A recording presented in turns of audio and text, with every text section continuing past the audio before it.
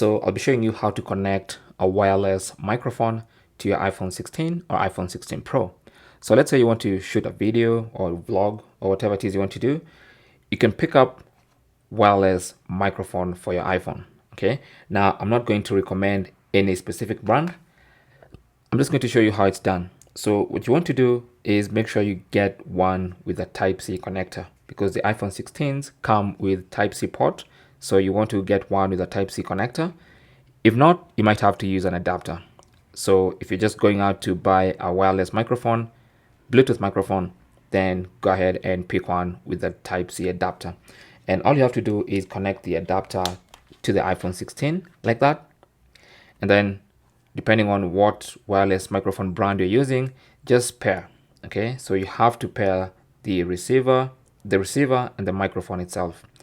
So for this particular one, you just long press on the power button, and as soon as you see that steady light, it means it's currently connected. And once it's connected, you can fire up the default camera app and go to video mode, and it's going to start using the microphone for audio immediately. Okay, and you can use this microphone even for voice memos. So if you open the memos app and try to record, you might notice when I hit the microphone, you can see those spikes, meaning it's responding, and that means this is the active microphone. Same goes for any third-party app you might be using to record videos like Beastcam. The microphone is the one in use, as you can see.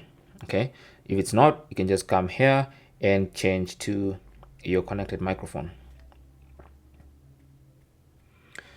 And it's as simple as that. That's basically how to use a wireless microphone on your iPhone 16 or iPhone 16 Pro.